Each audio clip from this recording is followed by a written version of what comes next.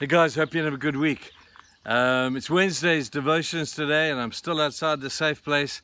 I hope that you're just beginning to get a picture of the awesomeness of this amazing event that we get to celebrate every year, called Advent or Christmas. We focused on the fact that the star is out there trying to get your attention, as it got the Magi's attention to say there's something significant about what is about to happen. And for us, we have the benefit of retrospect to be able to celebrate what did happen. But the star calls us to attention. We then spoke about the prophets, about the fact that God had us on his heart through all eternity. And even though there was this blemish in our record and sin came in, God still pursued us. And the prophets told us that God is after you. I hope he has found you. Well, today I want to take us to probably some of my most favorite characters.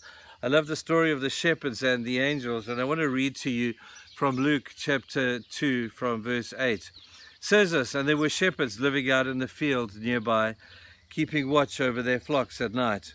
An angel of the Lord appeared to them, and the glory of the Lord shone around them, and they were terrified.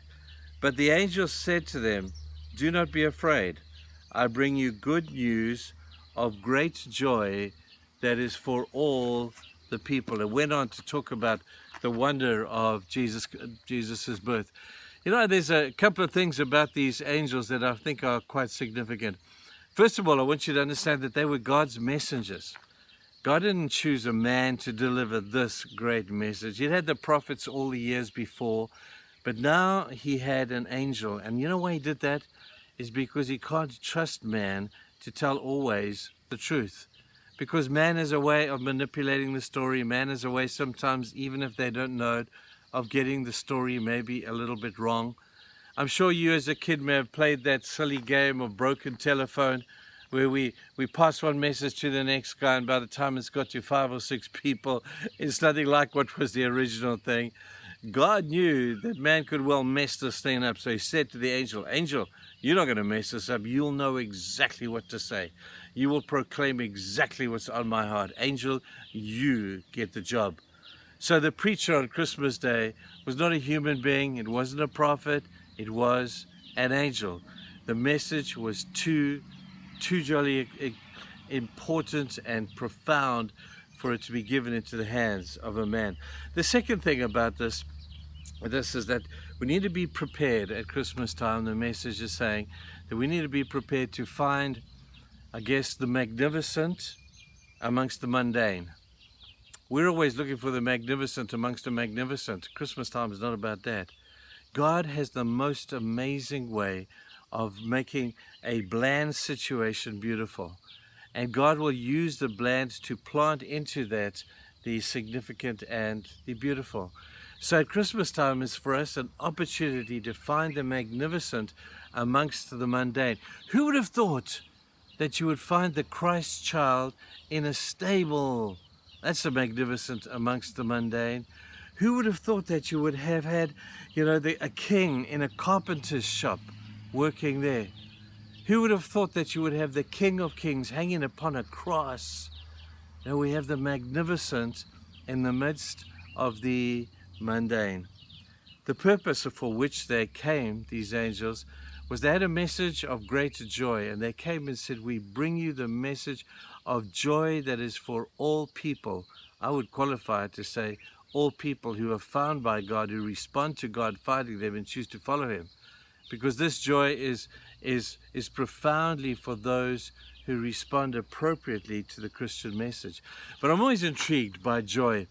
Joy is a relative term and means different things to different people. There are degrees of joy. We have the joy of sin. Now, you think there's no joy in sin. There's plenty of joy in sin. If you're not getting joy out of sin, then you're doing it wrong. There's joy in sin. There's also joy in family and friends, and that's wonderful. But it's temporary. It's only while we're down here on earth.